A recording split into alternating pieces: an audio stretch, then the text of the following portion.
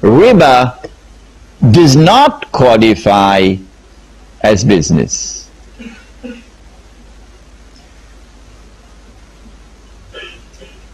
Allah subhanahu wa ta'ala explains in Surah Al-Anfal, the spoils of war are being distributed, and He sends down the laws of distribution. And then He explains that these laws of distribution of wealth have been enforced, كَيْ لَا يَكُونَ الدُّولَةَ بَيْنَ الْأَغْنِيَاءِ مِنْكُمْ, that wealth may not circulate only amongst the wealthy. An economy in which the rich are permanently rich would be an economy in which the poor are permanently poor. If the rich are permanently rich and the poor are permanently poor, that's slavery. That's economic oppression. And so He wants wealth to circulate through the economy, so the rich can become poor and the poor have a chance to become rich. One day for me, one day for you. When money is lent on interest, what happens? What is the implication?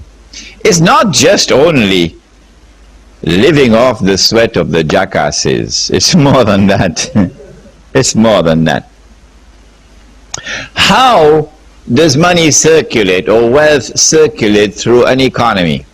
Is it a function of government to effect the circulation of wealth through the economy? Oh no.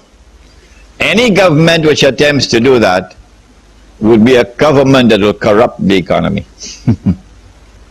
It is not the function of governments to distribute and redistribute wealth. Well then, who distributes and who redistributes wealth? Huh? The answer is Ar-Razaq. وَيَرْزُقُ مَن يَشَاءُ بِغَيْرِ حِسَابٍ. He is the one who distributes and redistributes. How does He do it? Apart from the laws of inheritance, apart from the compulsory charity tax, zakat, apart from the voluntary charity that He urges us to give, how does Allah subhanahu wa ta'ala effect the distribution and redistribution of wealth? The answer is through the market. Through the market. When we enter into business transactions, then we embrace RISK, risk. We can now suffer a loss, or we can be blessed with a profit. From the time we open the door of risk, now Allah subhanahu wa ta'ala can take from some and give to others. And He has said, don't close this door. Don't close this door. Because if you close this door, He is not going to open it. No! When that door is closed, because the money lender is now immunized from loss, the implication would be that in an economy based on riba, wealth will no longer circulate through the economy. Around the world today, for those who have eyes to see and who don't spend their days and their nights eating halwa, around the world today, for those who have eyes to see, the economy around the world is precisely this economy. And they call it the best model of an economy it has ever been the misfortune of mankind to experience. This is the best model? Is this the best model? Have you no shame? Do you think we have the brains of a jackass? An economy in which wealth no longer circulates through the economy? An economy in which the rich are now permanently rich and the poor are now imprisoned in permanent poverty, and you call that progress? That's not progress. That's a new economic slavery which has descended upon mankind.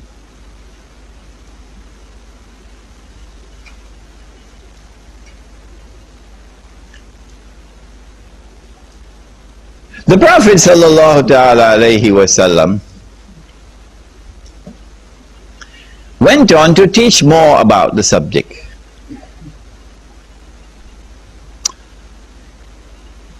He said, you know, he was sent to teach the Quran, وَيُعَلِّمُكُمُ الْكِتَابِ. He said,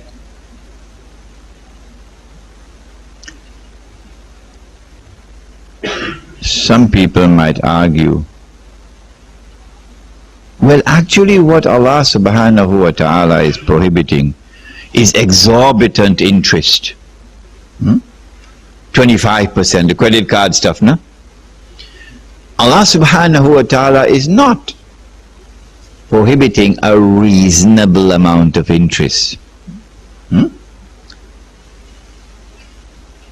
So the Prophet Muhammad ﷺ now teaches the subject, because he is sent لِيُعَلِّمُكُمُ الْكِتَابِ.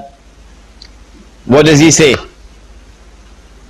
You will find all of these ahadith in my book. He says, if you give a man a loan and he offers you a meal, couscous, don't eat it, because that's riba. Unless he used to offer you a meal before you gave him the loan, in which case you can eat it. He went on to say, if you give a man a loan and he offers you a ride on his animal, today Toyota Camry, don't take it, because that's riba. Unless he used to offer you a ride before you gave him the loan, indicating whether the riba is large or small. 25% or 1%. Muhammad ﷺ has made it haram. When he has made it haram, you should not come and attempt to make it halal. No, not even if you are Biman Bank in Bangladesh. Don't make it halal if Allah has made it haram.